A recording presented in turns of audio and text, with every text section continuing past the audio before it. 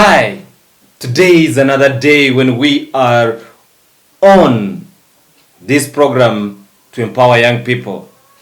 We know since COVID started, things have not been the best, especially for our learners.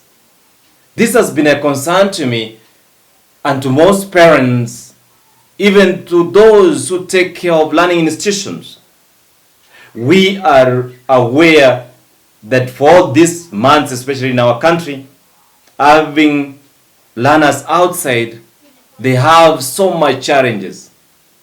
But then we want to bring on this program today some insights that can help learners plan their time or get to be excited to accept the state they are in and make some conscious choices that can change their life, help them maintain their status, and above all, help them look forward to their future.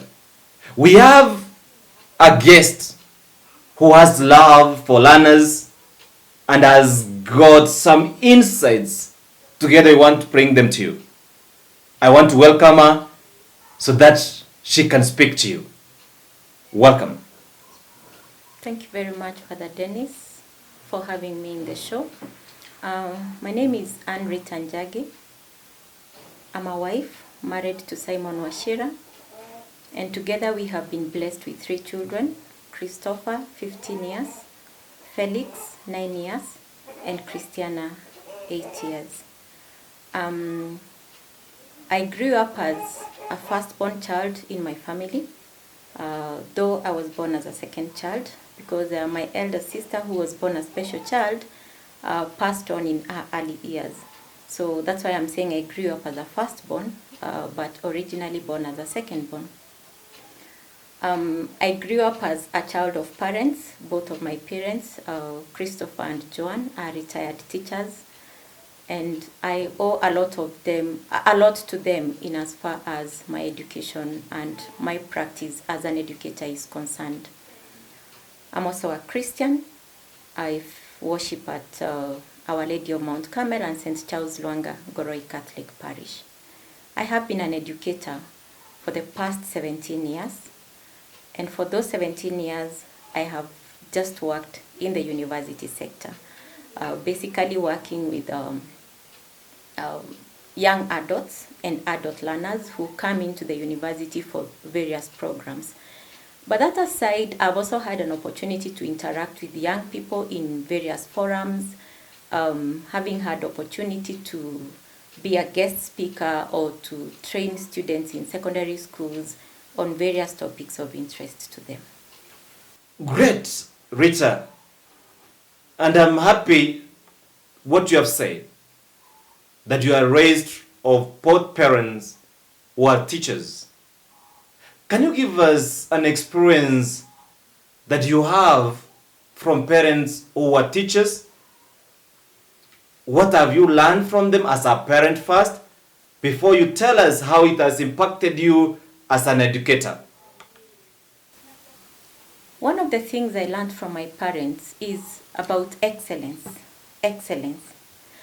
My parents, while we were growing up, they were people of standards. They wanted things done and done well. Whether it was academics, whether it was relations with others, whatever it was that you gave of yourself, we had to give of ourselves in totality and give the very best. By that, I'm not saying that I was all through an A student, neither were my siblings, but you had to perform to your highest potential. The other thing I learned from my parents is giving back to others and being able to assist others to rise up to be who they were created to be. And I saw lots of instances where my parents journeyed with people to help them realize their full potential. It's actually last week on Wednesday that one lady who attributes her first job to my mother and father did a post on Facebook on her last week on Wednesday. She was celebrating her birthday, And she chose on that day that she wants to celebrate her first employer, who happened to be my mother. My mother gave her a job offer in a secondary school as an untrained teacher, a UT, to teach mathematics and physics. And thereafter supported her to even go for her college education when the results were out and all that. So when someone who knew me saw that that post on Facebook and then tagged me and told me, look at someone thanking your parents for being their destiny helper. And what a joy it was when I was able to connect my mom with this lady. So that aspect of giving back is something we really learned from our parents. We saw them bring out the best in others, believe in others, and I believe this is what I have brought with me to my home now that I'm a married person, as well as in the various setups where I've interacted with persons as an educator. One of the things I have been told by my students is I have moved them to believe in themselves. I happen to have specialized in education, research and evaluation, and unfortunately in some sectors, research is feared. One of the key reasons students don't complete their university or their college education in good time is because of research. They don't get to complete their research in good time. And whichever student has passed through my hands, I have shown them it's possible, it's doable.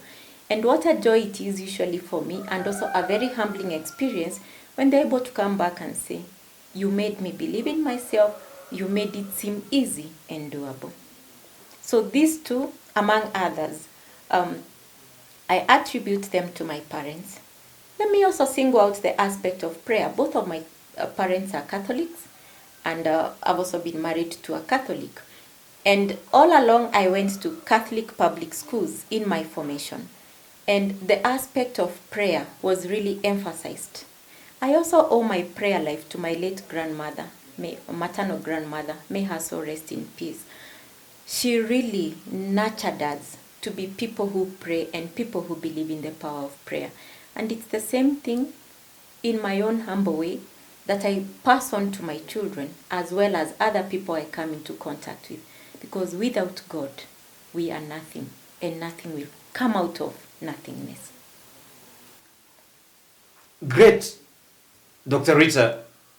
I feel humbled that you have a very strong background.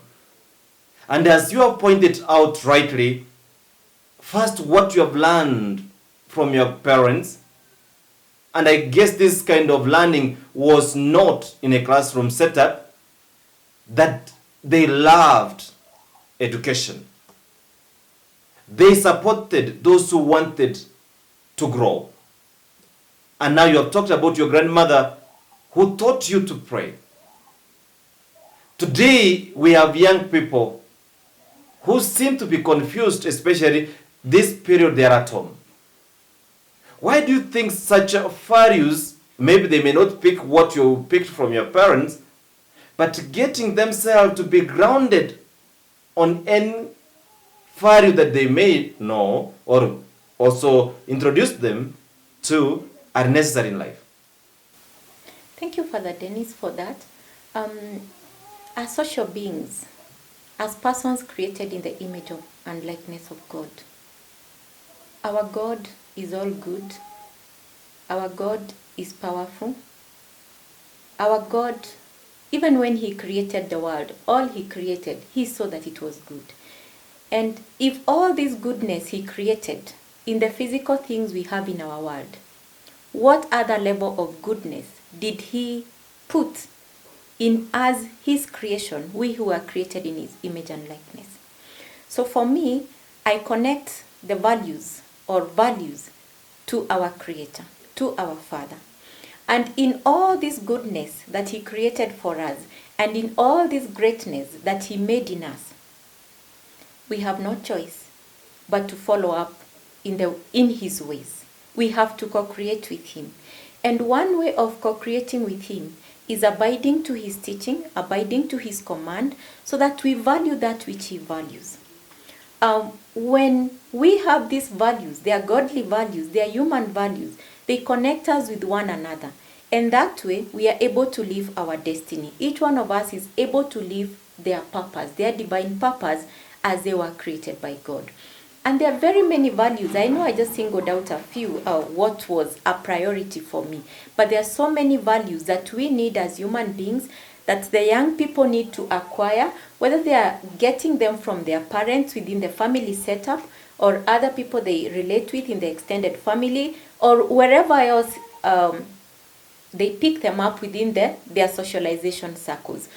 Today we'll be learning about what do I say about what we'll be learning maths and the importance of maths and where maths comes from. And where? Maths comes from. In every topic, there's always maths. That's why I always listen to it. I just listen up to. In the morning I listen, then I stop listening, then I just do my own things. Wow. But for that I can do it at home. Christoph and we'll just drink us.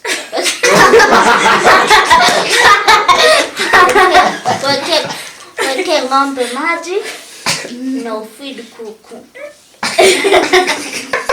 We need these values to be able to connect, to be able to live our purpose. We are living in a global world. Gone are the days where one would be raised and do everything within the village setup. The village has widened. The village has opened up. So if we don't have a value system, if we don't have human values, global values, we are going to collide with others. And I'm even happy that our education systems are now placing a considerable emphasis on values.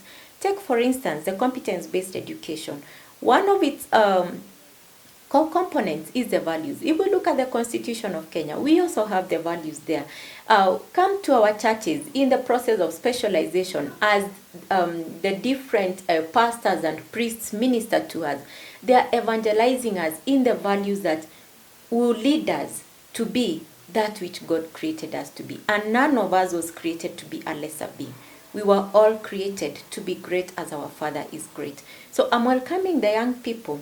Let each one of you do an audit of the self. Do your own audit and ask yourself, I am so and so. What is my value system like? Do you have a value statement? And if you really don't have a value statement, write out a value statement for yourself. List the values that you really cherish and the values you want to see in yourself and the values you want to see in others. Let them begin with you. Who taught you to write when you are reading a book? Mom. Why? So we can do research. Golden rule. About the golden rule. So that you can do research or you can remember? And So also we can remember choosing what and do to research. say. So what research are you doing? For words that we don't know. Yes. So that's why you are right. That's why I highlight. Wow. And some things that are important, but I use one highlighter. What? For P. The one about mouth is Uh-huh. about saying the wrong things out of your mouth.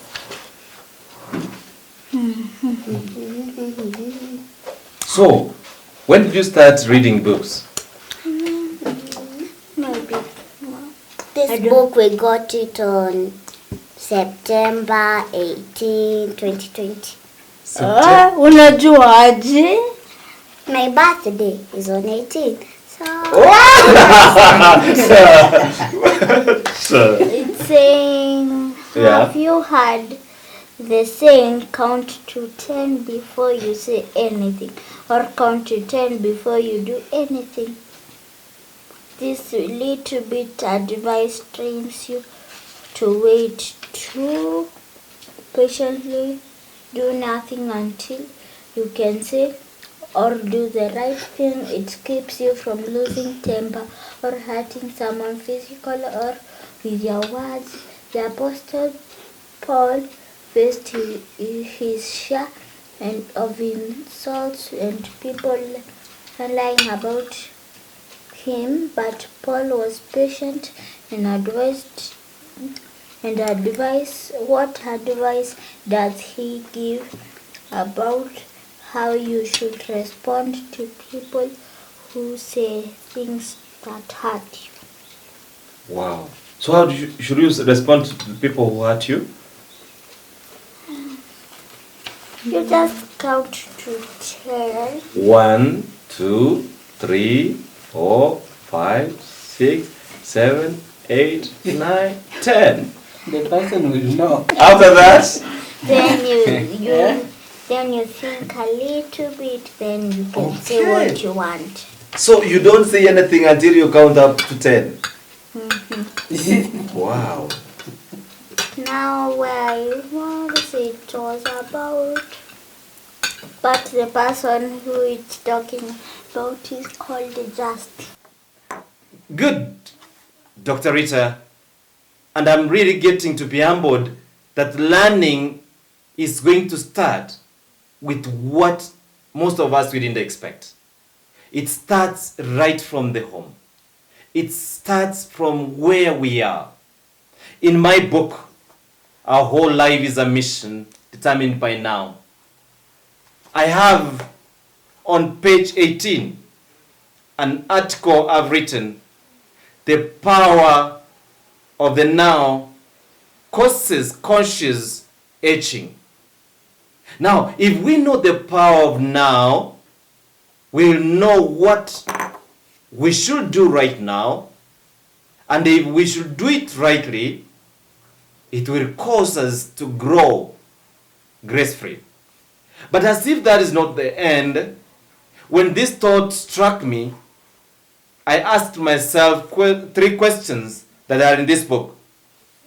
The first question I asked myself, who am I? A question many people fail to answer.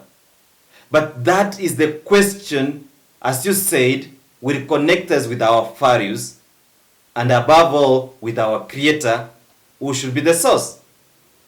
The second question I asked myself, what is happening in my life now?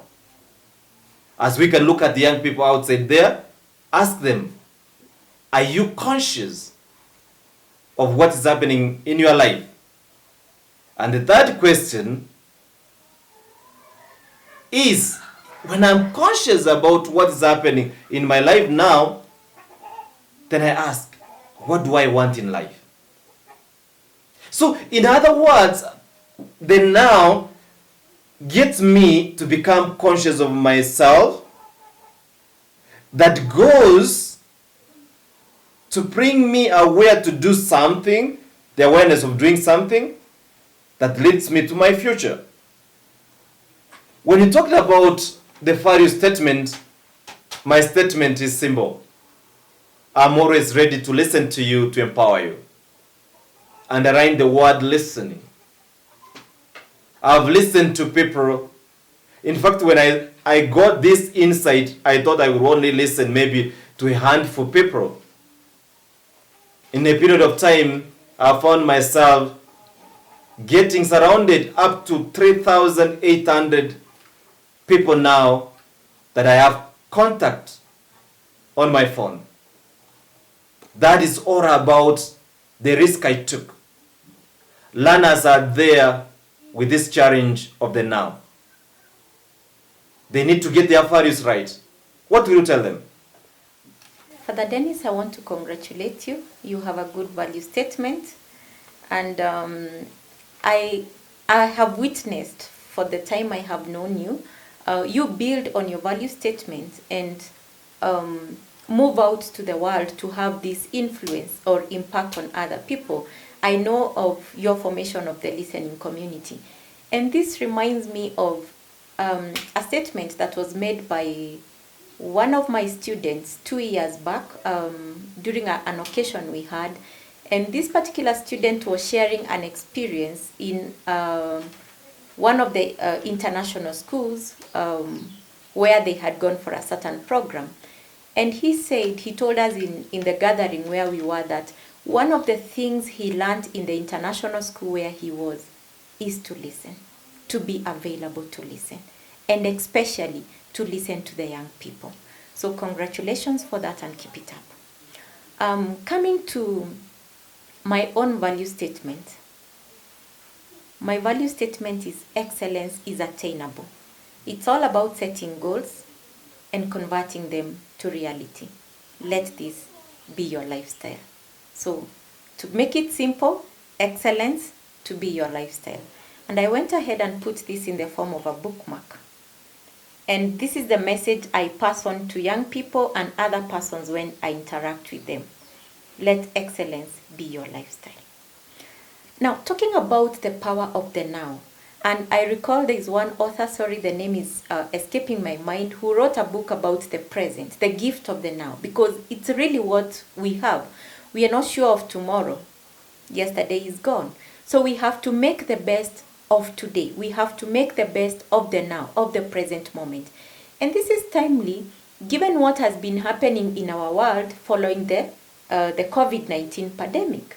Life slowed down, confusion set in, some form of despair set in.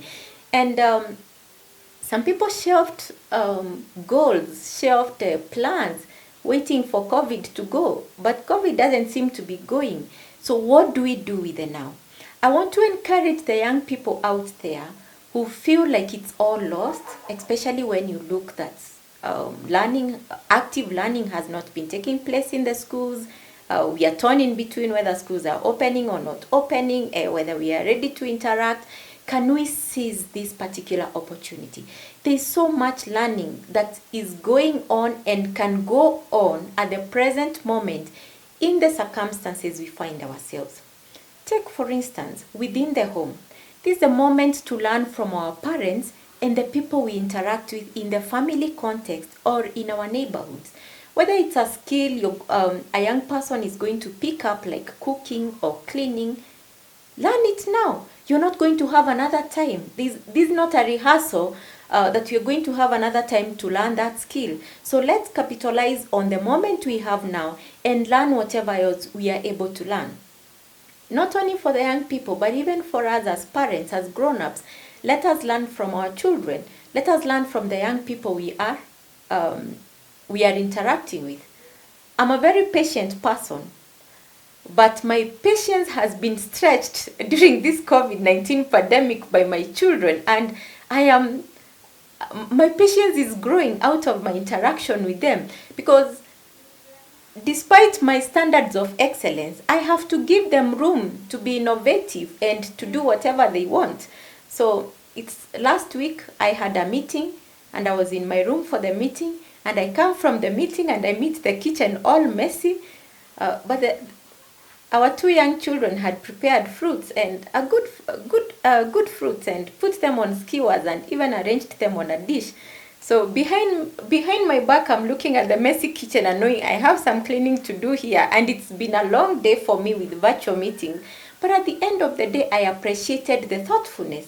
So we need to give this space for our children to learn. The home is the basic environment where they can pick on these skills, and then the other sectors in the society give them a platform to develop these skills further. So let's make it possible for our young children, our young adults to be able to learn from the home context, whatever it is that they are able to do. Let's help transform the mindsets of the young people. We've seen what is happening in our world. My dear young people, we need you to be out there as job creators. I remember in one of your previous presentations, Father, you showcased one young gentleman who is doing lots of good things as far as artwork is concerned. He's earning his living out of a passion. So we need to transform these mindsets of the young people that even though they are young, you can always earn through the various giftings that the Lord has given you, because our Lord has gifted us with different things. Each one of us is unique and we have something to offer in the table of life. Great, Daktari, once again, of what you have pointed out. And you are trying to make it easy for young people to realize that learning is not confined into a classroom setup, or when you will be in front of them so that they can be able to wake up and learn. And one thing I love is your statement. You know, when you have talked about goals or life of excellence as a lifestyle. And I want to look at that. When you thought of this, already your goal is excellence. Yes. Such that we want to remind young people of one thing. When things go wrong, the goals should remain. But we should never change our goals because of the crisis. Many, unfortunately, are falling into the trap. When they do not go to class to learn, they have not taken seriously this other learning space that has been created. Yes, you have seen, I never knew that I would do what we are doing now. I never knew that I would be, I don't know whether you can call me an educator now. But look at it. I took a risk. When I also thought of how can I impact some young people somewhere. Today you are on this program trying to talk to them that learning should never be confined into a room. We want to open this realm of learning to every moment, every occasion, from anyone we meet. One thing many people, I don't know how many teachers would agree with this, that a talent is more important than the information they are going to put across to the young people or to the learners. Would you think this is true? And if it is, what is your take? Thank you very much, Father Dennis, for that. I agree with you that talent is key. And information, the information we receive, helps us to build on our talents, to sharpen that which we already have. And there are many forums available for discovering our talents and sharpening them. One of them is through our interactions with persons we live with. They'll often make comments. You're very good at this. You often do this very easily. And when we make such statements, or when we receive such statements, we need to be keen on what we are being told so that we are able to realize our gifting from there. Personally, I didn't believe I'm good in research, because at my first level of university education, when I did my research methods, I didn't perform very well. How I came to specialize in it later and to be able to transform people's mindsets and approaches to it, it took the hand of God. Of course, through people telling me, you teach us and we are able to understand. So I'm encouraging each one of us, let's learn to identify from the people we are socializing with, what are we good at. In addition to that, through reading. Currently, there are many books available, especially on purpose or personal development, that can help shape people to discovery of their talents. And related to this, there are even psychological tests that one can be able to take to discover their strengths. I know some of these tests you have to pay for them to be able to take them, but there are also free versions that are available on the internet. For example, there is the Clifton Strengths Finder, Discover Your Clifton Strengths. So doing the exercises in some of these books, you're able to know what you're good at and then you build on it. There are other tests like discs. Of course, I'm saying this come at a cost, but if one has this, then they can be able to take them up. If you have the internet, you can then also be able to take up some of these. Then also, going back to the point of the people with whom you're socializing with, pick up things that have been said to you in your growth process, in your journey of life, and do something about it. I especially value the 12 virtues of a good teacher. attributed to St. John Baptist de La Salle. I came across these virtues courtesy of my husband because the institute he works in is a La Sallian institution. Sorry to say that during my teacher formation, I never knew about these virtues.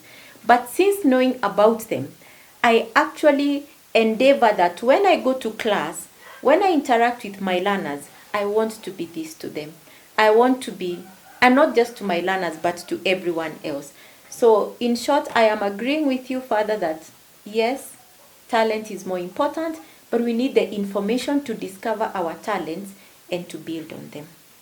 Yes, Dr. You have talked about talent that we need to identify because they are already within us. And here you talked about your research program at the beginning before you became a researcher and now a trainer for those interested in research. Can you tell us, could we be talking about one research method, or what have you discovered in this process? Thank you, Father, for that question. Now, speaking about a single method out there to do research, we have multiple methods. And it's all about what is the nature of what you're investigating. I don't want to go into the technical aspects of research, but all I want to say in the simplest terms is there are multiple ways of investigating an issue. And I previously mentioned how I didn't perform very well in research methods at my first level of university education. And then this grew to be my stronghold, got to specialize in that further on. And I saw the need, I saw the cry of university students in that regard, especially graduate students, and I offered to be of help to them. Now, the secret lies in simplicity. Simplicity is gold. The secret also lies in the power of questioning. Christina, do you remember your teacher? What? The name of your teacher? Your best She teacher. used to be called Teacher Helen. He used. And what about now? She used. What about now? She changed the name. No? What did you like about your teacher?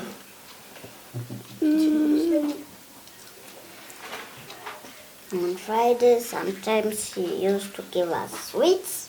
Uh-huh. Yes. Sisi 2 sweets per person, tungepewa chewing gum every day. or sometimes chewing gum. She will buy you chewing gum.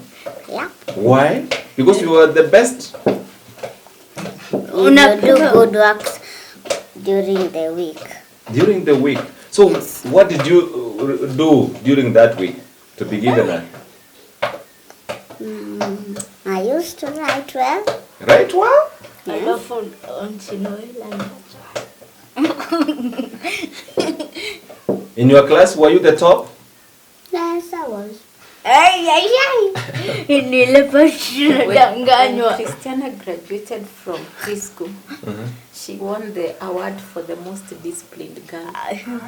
Wow. Please acha And kusemia my kabla gift mimi. was a watch. You know, everybody wins FedEx.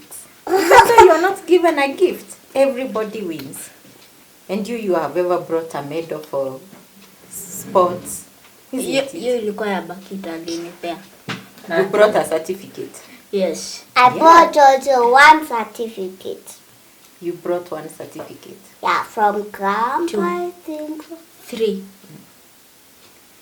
So certificate of what? I don't Participation. remember. Sport. But Mom has it. Long time ago when I used to say certificate, I used to say certificate. And the third aspect, tied to simplicity, is the translation of theory into practice. It's quite unfortunate that whatever we learn, in many instances, people are very theoretical.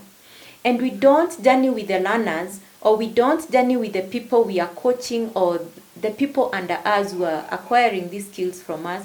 We don't journey with them to show them, how do you translate this theory into practice? How do you connect it to your world? What is its relevance to the community? That's the gap. And once I was able to realize that, I've been able to, through the analogies I use, I'm able to break down the very theoretical or hard concepts of research into something very basic that they can understand. With a lot of humility, I share that last year in November, I was facilitating a workshop for PhD students for the UN-affiliated University for Peace in Addis Ababa. And I had a week-long program with them on research methods. And at the end of the session, one of the participants told me, "You have taught us like you were teaching grade 3 pupils." That's where it lies.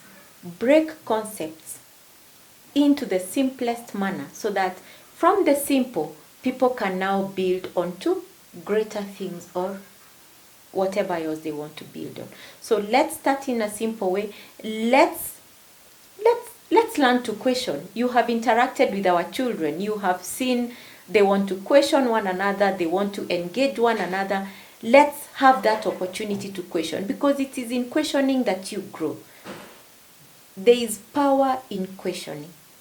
And in answering those questions, then we piece together different things that form our world and move us to the next level.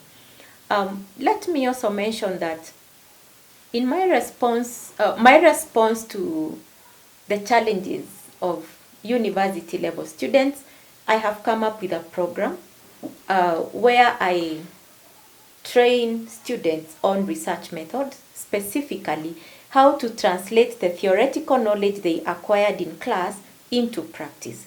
So like, they learn different things in research.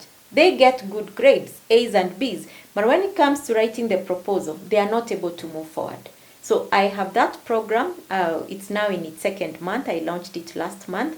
And whoever is struggling can reach out for help so that I'm able to help them translate that theory into practice, and they're able to meet their academic goals of either acquiring that master's or that PhD that has been lying incomplete for many years, long after they completed coursework, all because research has not been done. I'm impressed on what you have said. There is no one method of doing things. And that is what even I've written in my book, The Cry of the Young People. You know, when I came up with this idea, I only went first to listen to young people for 1 month. I listened to their stories. I asked them questions around it. They shared their experiences. Experiences they were full of question marks. In a way, they wanted answers and no one was there to answer them. I decided to write my answer in the book, The Cry of the Young People. In that, chapter 1, I talk about know the real experiences of young people. Come to where they are. Know what they are going through for you to package a response. Number 2 is about perception, and which is going to be key on how we need to look at what is surrounding us or what we are going through. Number 3, I talk about be yourself or free yourself by being yourself. Number 4, stretch your hand so that you can reach out to your peers. Finally, lead your life to attain your goals. Forget about that book and come to the major point I'm talking about here. Perception of whatever is ahead of us. I agree with you. When my book was read and critiqued, trust me, I also got a response from Father Seraphim, who is in charge of youth ministry in Tangaza, recommending the work I did. That I took a risk to do what has not been done. Guess what? I didn't go to consult a professor on how to write.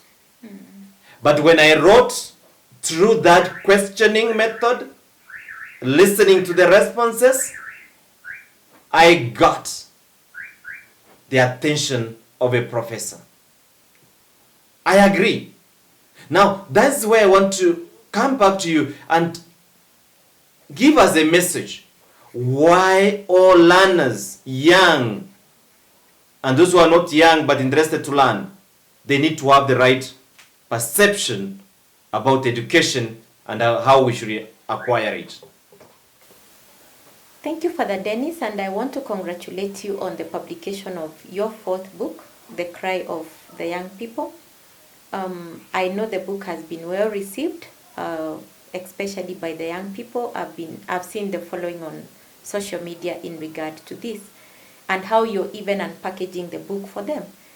And the fact that you didn't sit in a class to be taught how to write, and your work has been well received by a university professor, Father Selvam, who has a specialty in youth studies or youth ministry, then you can see what a great contribution to humanity.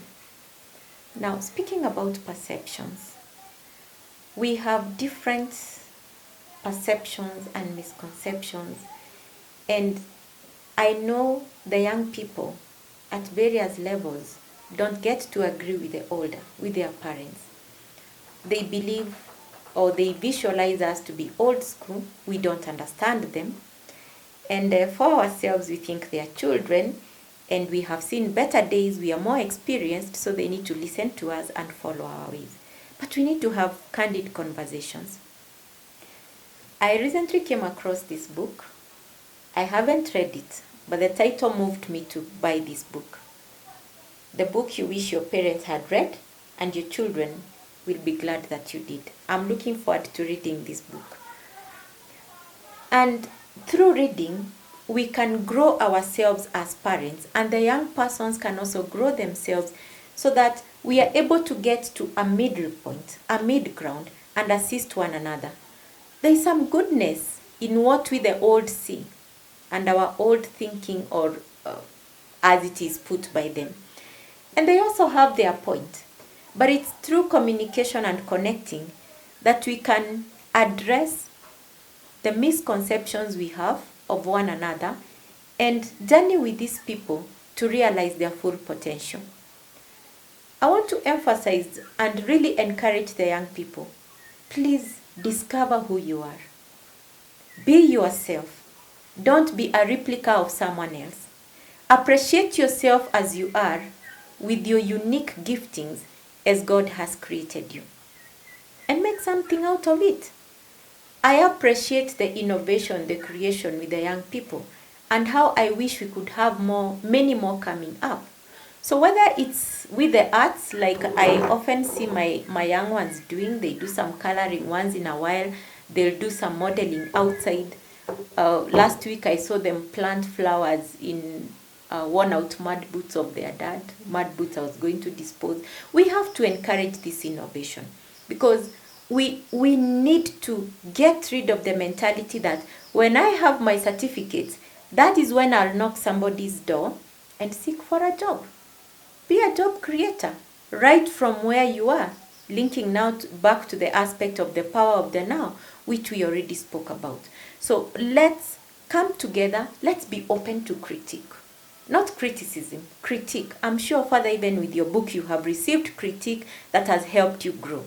In my career as an educator over the 17 years, I received critique from my students, and that helped me grow.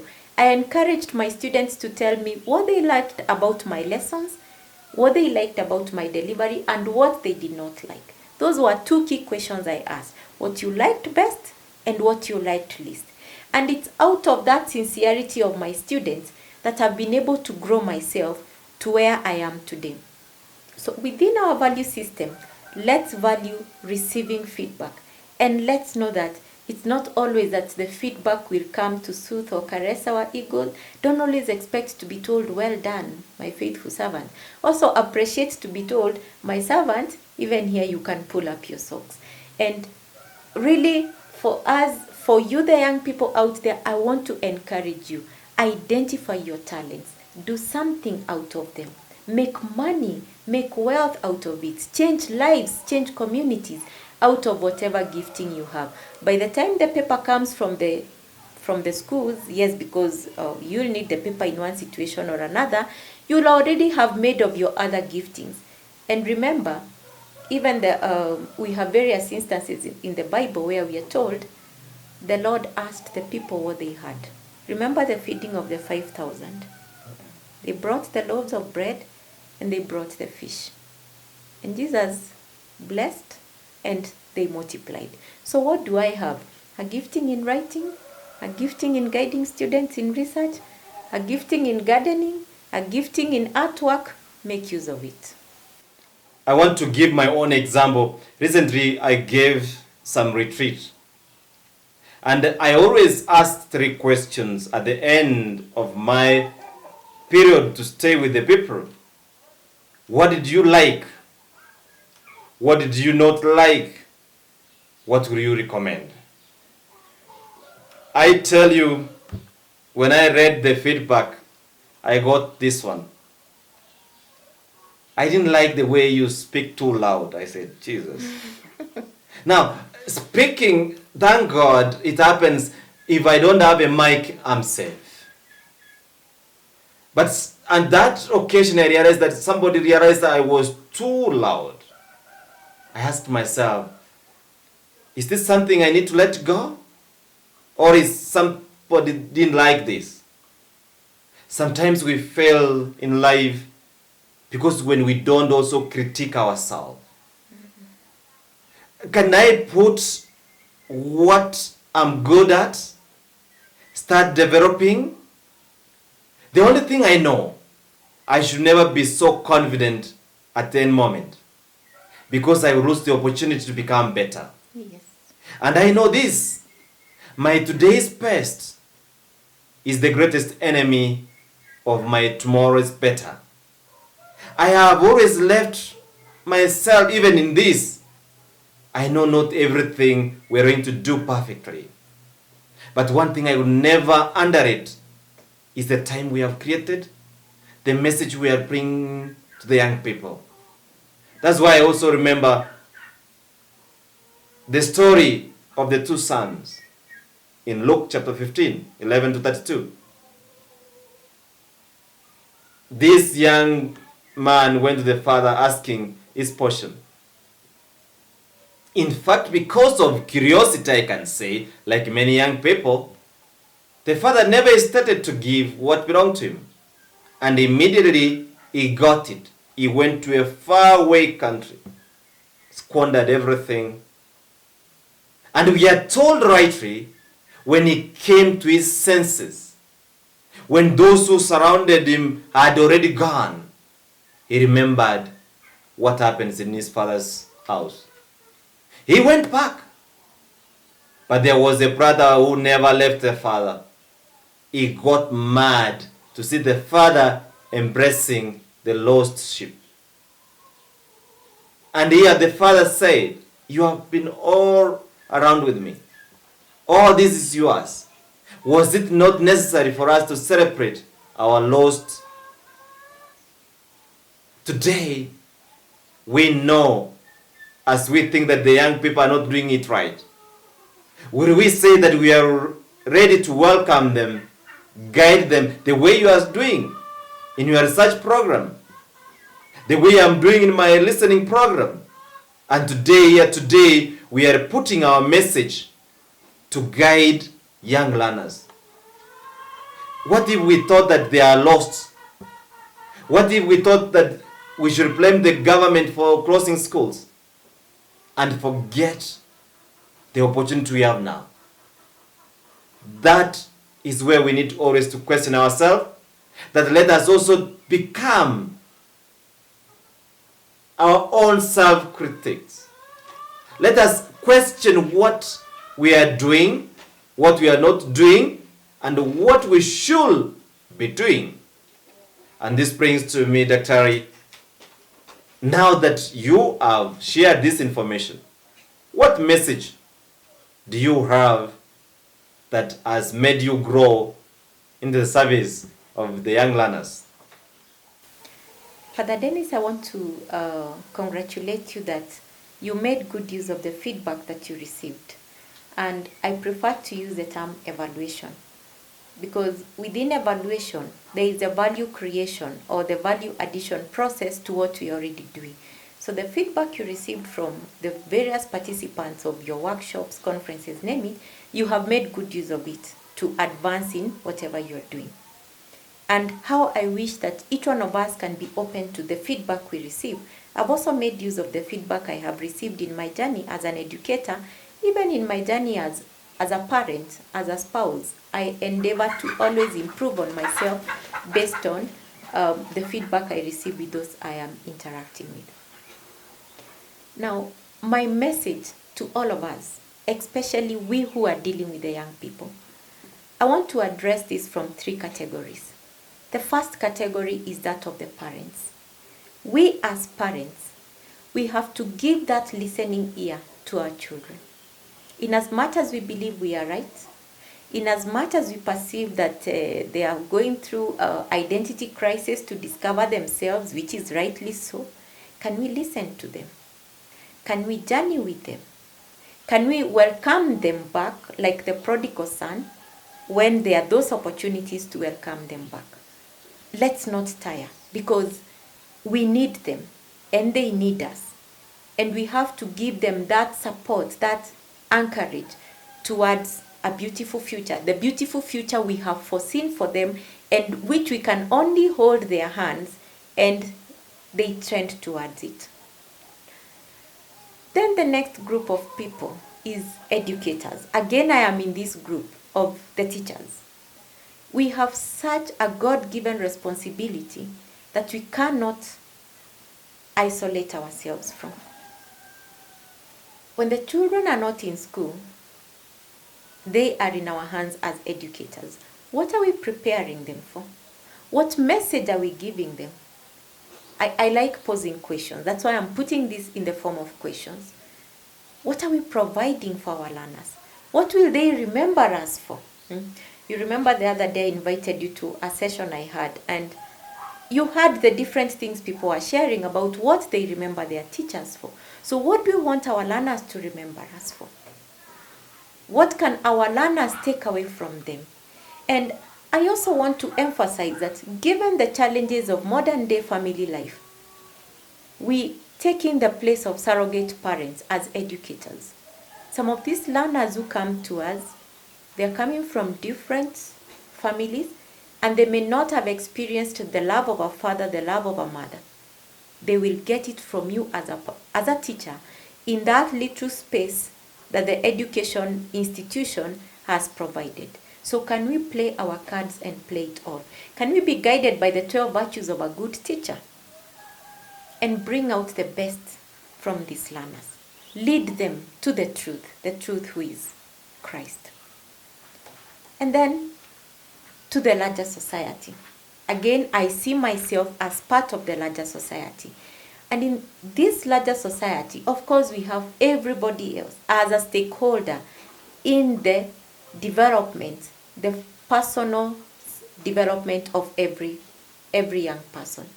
So whether you are a religious leader, a priest, a pastor, like you, Father Dennis, or it's whichever other role you play, we expect each one to play their role committed to enabling the young people to discover themselves and to develop themselves to their full potential. We need to journey with these young people for them to unlock their potential. It's always a joy for me to see someone come back to me and tell me, thank you because of 1, 2, 3. You helped me grow. You opened up my eyes. And I'm also happy, even at this level, to go back to people who have helped me grow to be who I am today. So let's be available. Let's be willing to listen.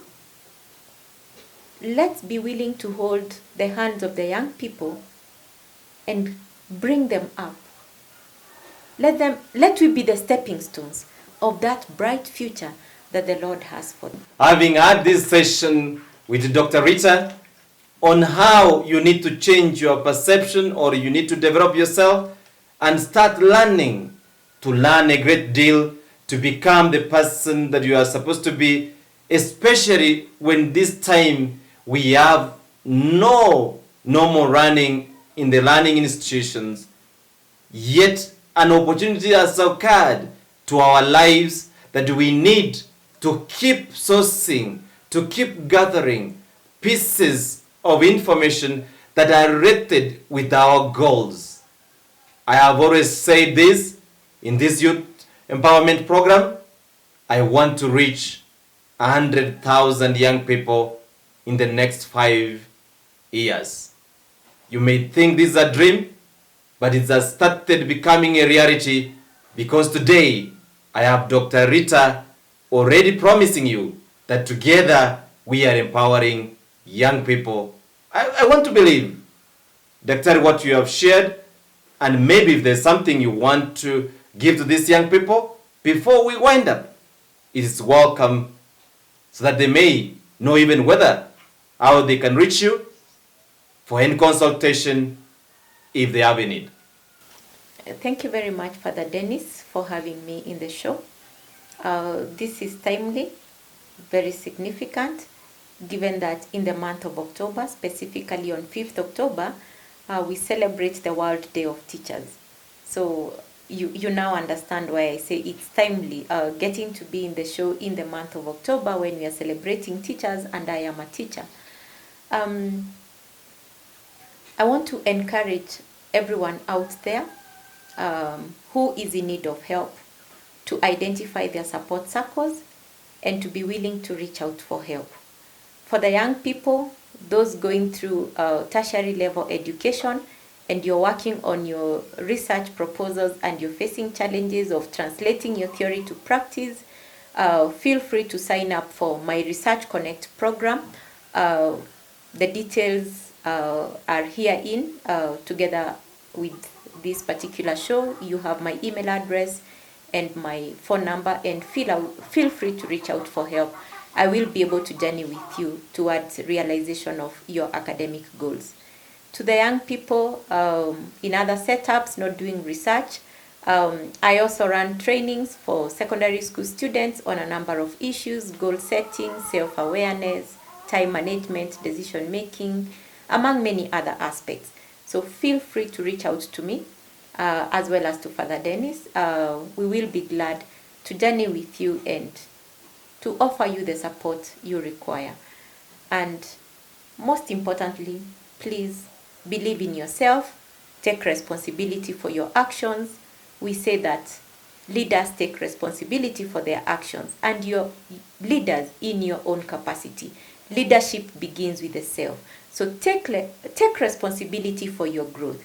Take responsibility for your progress. Take responsibility for your future. Don't wait for tomorrow to develop yourself. Start developing yourself now. Don't wait for Corona to go, for COVID to go. It's here with us, and development of the self must continue. Thank you so much, Dr. Rita. And I want to tell you that it was a gift to have Dr. Rita on this program, because it's very rare to have somebody who is always lecturing in big institutions with big numbers sometimes to create time to talk to you. We cannot take that for granted, Dr. Rita. And to you, our young people, you have heard, it is not going to be until Corona is away that you should start leading your life. John Maxwell team, we always believe leaders lead. As young as you are, we want to challenge you to lead your life, to start discovering that learning is a continuous process, and the greatest height of education is going to be measured with what will remain after you have forgotten everything. As Albert Einstein says, I know we have shared a lot in this forum. You may not remember all. We are grateful again for offering yourself for those who will be in need. As a team that is leading the Youth Empowering Program, we want to tell you we are always ready to listen, to empower you. Looking forward to see you in the next program.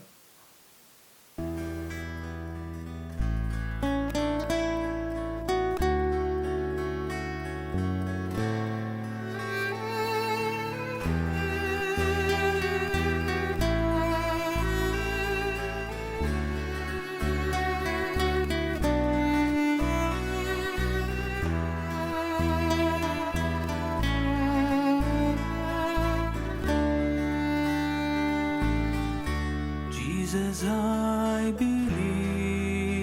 Jesus, I believe.